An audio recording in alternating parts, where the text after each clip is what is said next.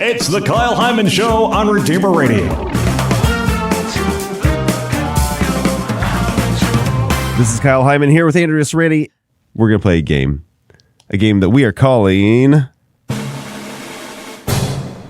Saints are creators too. Oh. Just came up with that right now. Because you know what? Everyone is a creative. Everyone's supposed to be. Yeah. Shout out to our friend Corey, who helps us know these things. Corey has been on saying that.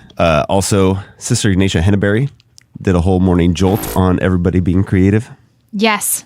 So in this case, these saints are all creative in a very specific way in that they are artists in the traditional sense. Okay. Okay? For it. Let's go. Let's go. All right. I think this one will be an easy one. We'll start off easy.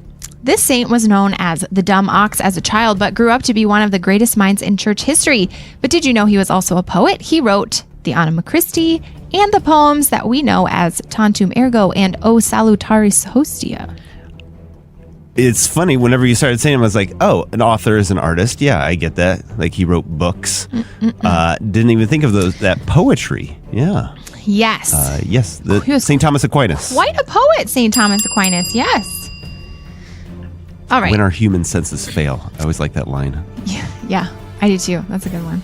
This saint is known as the mystical doctor in homage to the beautiful poetry he wrote from his time in contemplative prayer, such as The Ascent of Mount Carmel, Dark Night of the Soul, and A Spiritual Canticle of the Soul and the Bridegroom of Christ. The mystical doctor, also known as Dr. Seuss. Wow, I didn't think you were going that direction when that sentence started. St. John of the Cross? St. John of the Cross. Okay.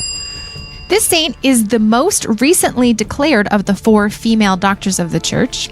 In addition to her spiritual writings, she wrote dozens of spiritual hymns and did her own illustrations in a book that contained accounts of her mystical visions. She was a favorite of Pope Benedict XVI. It's not Saint Therese. No, she's a German saint. I don't know. Hildegard of Bingen. Oh. Huh. Yeah, but keep that other saint in mind. Okay. This saint seems to have been something of a proto-Renaissance man who mastered many crafts. He was a doctor, a writer, and he's known as the first iconographer because tradition says he painted portraits of his friends Mary, Peter, and Paul. Saint Luke. Saint Luke. That's right. This saint is credited with crafting the poetic prayer style known as oratorio, but he could also be known for his ability to craft a joke. Would this be Saint Philip Neri? Yes, Saint Philip Neri.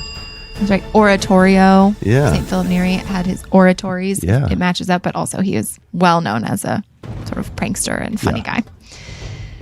This saint, known as the Angelic Friar, was one of the leading artists in Florence during the early Renaissance. He's famous for his frescoes that he painted to decorate churches and convents throughout the region of Italy, but my personal favorite is his depiction of the Annunciation.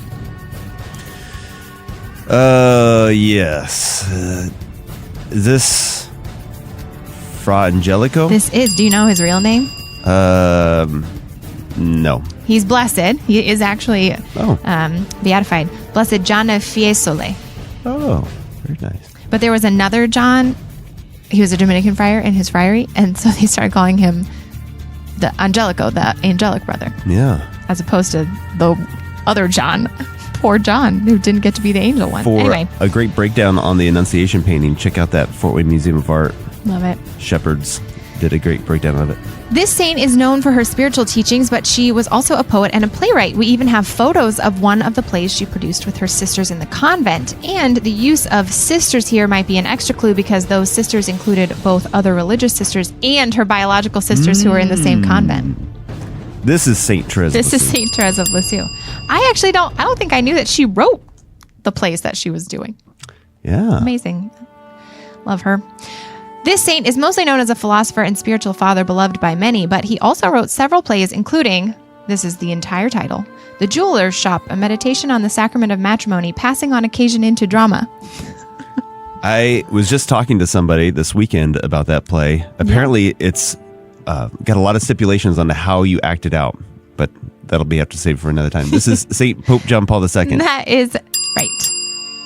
This saint might become known as the patron saint of the journaling Bible, as most of her artistic works were contained in her breviary. She meditated while she copied the scriptural text, adding about 1,000 prayers, and drew portraits of people like Jesus, Mary, and a number of saints, including Thomas Becket, St. Jerome, St. Paul, St. Anthony of Padua, St. Mary Magdalene, and her namesake, Catherine of Alexandria. Ooh, that's a good clue.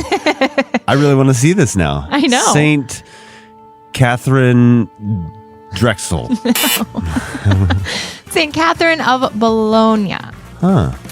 Okay, you ready for this? We have to look that up. This saint founded a renowned monastic school of calligraphy. If you didn't know, monks used to be basically the only way books got copied back before the printing press, and they used to include these beautiful and ornate decorative calligraphy styles. He also was known as an opponent of iconoclasts. He even got sent into exile for his defense of the use of holy images. I have no idea. Saint Theodore the Studite. Studite. Those Eastern saints have the Theodore best the names. Studite. Very good.